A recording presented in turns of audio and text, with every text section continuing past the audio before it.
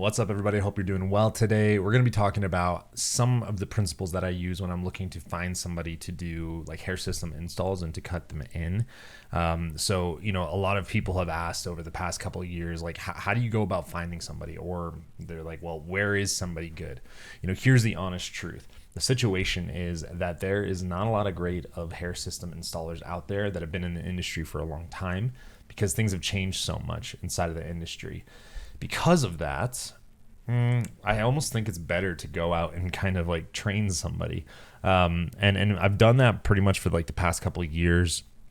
I've had some successes, I've had some failures, I've had some mess ups, all this kind of stuff. So in this video, we're going to be talking about like some of the basic rules that I use to find somebody.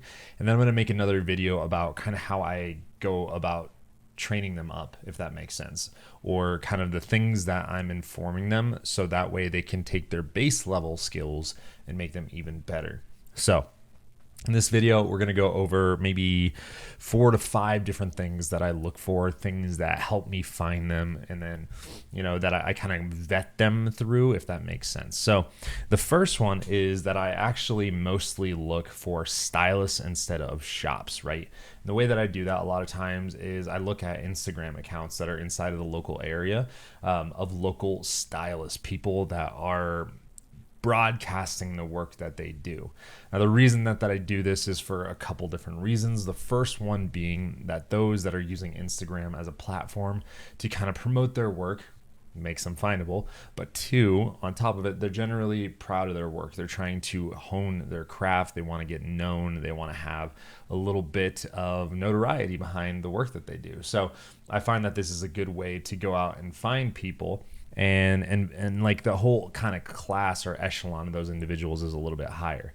Now, for men, right, the number one thing that I start looking for after that is at the quality of their fades, the quality of their ability to do blending work, so that way it can look seamless, right?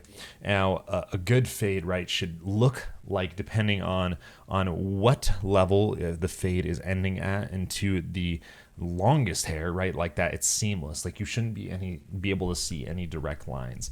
I've had people give me well, not just fades, but blend in a hair system where there was like a clear line.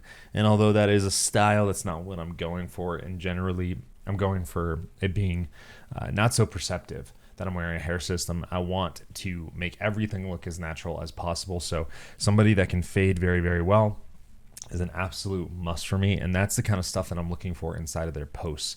I'm scrolling through and looking at like, what's the quality of their fade? Now, the second thing that I'm looking for after that is their ability to really match a hairstyle to someone's kind of like facial structure and the quality of their hair, because there are stylists out there that will just be a yes man. They will be a yes person, that they will just give whatever style that you ask for, even if it's not something that's going to really serve you the best. And personally, I like stylists that take a lot of pride in their work, and because of that, they won't actually give you something that they don't think is going to really look good. To me, that's something that I like to have in my stylist, because if I want to try something, or if I want to experiment and they're like, nah, dude, that's not going to work. To me, that's valuable education, right? They're a professional. They know more about this. They should know more about this than me. I have some specialized knowledge, but they have generalized knowledge about facial structure, hairstyles, all this kind of stuff that I haven't studied in as much depth as them, and I want to have a trusted partner there. Now, the next thing that I look for is somebody that's kind of motivated to expand their business. Now, if you're going to go to them and they're going to be learning skills and they're going to get better, it's going to require work, right? Like, it's not like you just come in, they do it, you walk out. If you're going to have them be somebody that's consistently working with you for hair system installs and potentially reinstalls, cleanings, all that kind of stuff, they got to be motivated to kind of expand their business if they're not currently doing it. They've got to be someone that is interested in opening up new kind of revenue channels for their business or expanding their clientele.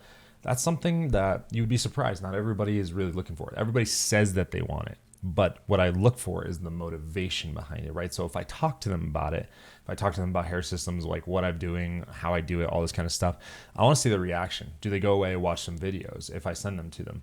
Will they ask some questions? Do they have some comments? If they're just like, oh yeah, I can totally do that, and then they disappear and they expect you to come in and everything is hunky-dory, to me, that's somebody that isn't really fully putting in the amount of mental energy that I would want them to if they've never done it before in their life, because there are some nuances, some differences. So I kind of do like some kind of temperature checks there to see how many questions they ask and see how engaged they are. If they're not that engaged, well, it's not something that's probably going to be that great of a result. It's just the way it is. Now, the next thing that I look for is somebody that actually has the mindset of kind of like a beginner, or somebody that is willing to learn, right? Wanting to grow your business and see it actually financially succeed is one thing, but to be a beginner in your mind, to be okay with not being perfect, and to kind of look for somebody that can give you some answers, that you can do some research, you can get some education on, that's really important. Because here's the truth, they're not going to have all the answers. Ideally, you're going to know a good amount about this, but if not, they need to go and do the research. You need to go do the research. You need to kind of guide them through this journey. If there's not people around you that are really, really good at this work, you'll have to help them become better.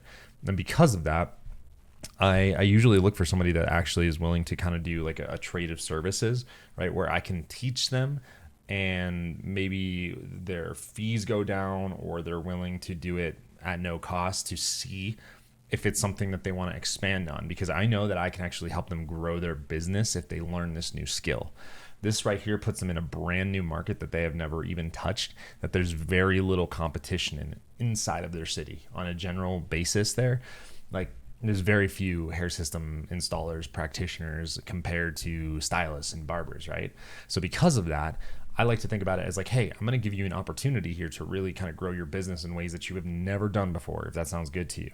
So that's something that I kind of look for if they're open to kind of exploring, because like their mindset tells me a lot about how successful they're going to be inside of it. They might not get it perfect at first, and you need to be ready for that and be okay with that. But build that relationship so that way, even if they don't do perfect the first time, you know that they're going to do better next time, that they want to do better next time.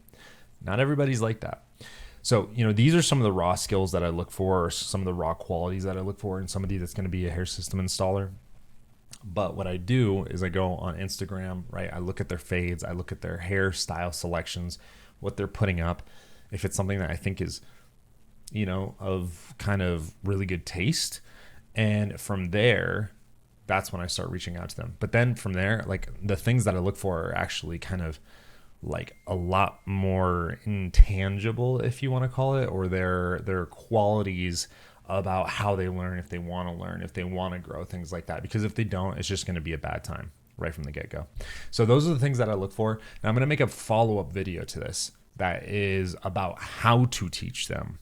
But this right here is about the raw quality, so that way you can start to go out and look for it, and then we'll make that follow-up video that you can kind of start to guide them along the process. So that's a little bit of knowledge. Let me know if you like this video, if you want me to continue this series. We'll see you soon.